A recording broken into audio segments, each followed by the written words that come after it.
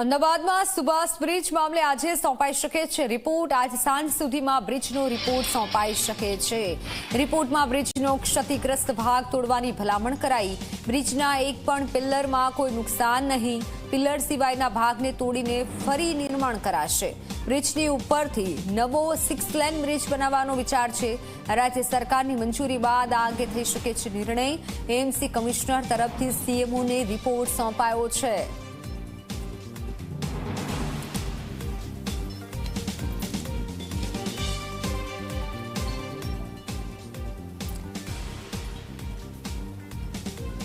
ત્યારે આ વિશે વધુ માહિતી સાથે સંવાદદાતા અર્પણ જોડાઈ ચૂક્યા છે। અર્પણ, હાલ બ્રિજ અંગે શું મોટા ખુલાસા થયા છે? શું કઈ રિપોર્ટમાં જાણકારી સામે આવી છે?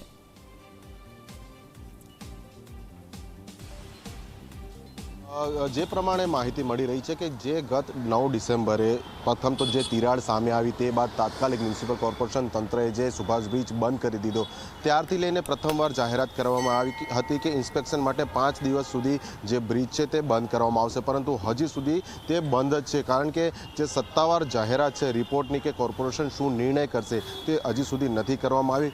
સૂત્રો પાસેથી માહિતી મળી રહી છે કે જે તપાસ એજન્સીઓ હતી કે છેલ્લા 8 દિવસથી વિવિધ પ્રકારના એન્જિનિયરિંગના ટેકનિકલ ટેસ્ટ કરી રહી હતી તેમને રિપોર્ટ તૈયાર કરી દીધું છે અને મ્યુનિસિપલ કમિશનર મારફતે રાજ્યના મુખ્યમંત્રીની કચેરીમાં આ રિપોર્ટ સબમિટ થઈ ગયો છે। જે સૂત્રો પાસેથી માહિતી મળી રહી છે તેનામાં તારણ એ નીકળ્યું છે કે બ્રિજનું જે ફાઉન્ડેશન છે એટલે કે જે પિલર છે તેનામાં કોઈ પણ પ્રકારની ક્ષતિ નથી, એટલે સંપૂર્ણ સુરક્ષિત છે। પરંતુ ઉપરની તરફનો જે ભાગ કે જેને સુપરસ્ટ્રક્ચર કહેવાય છે કે જ્યાંથી વાહનો પસાર થાય છે તેનામાં જે પ્રથમ તિરાડ દેખાઈ હતી તે બાદ જે એનાલિસિસ ટેકનિકલ કરવામાં આવ્યું તેના આધારે એક તારણ એ નીકળ્યું છે કે જે ઉપરનો ભાગ છે એટલે કે વાહનોને પસાર થવાનો સુપર સ્ટ્રક્ચરનો જે ભાગ છે તેને તોડી અને ફરીથી બનાવવામાં આવે, એટલે આ એક પ્રથમ તારણ છે।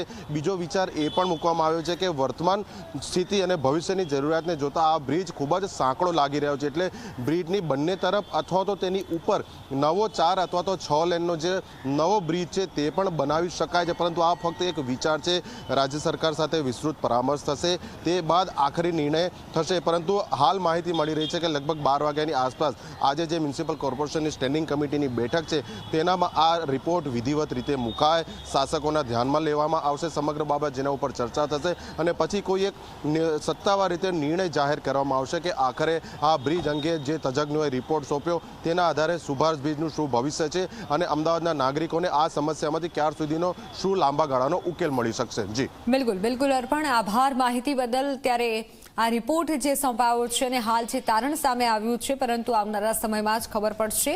એએમસી કમિશનર તરફથી સીએમઓને રિપોર્ટ સોંપાયો છે। સૂત્રો તરફથી આ મોટી જાણકારી સામે આવી છે।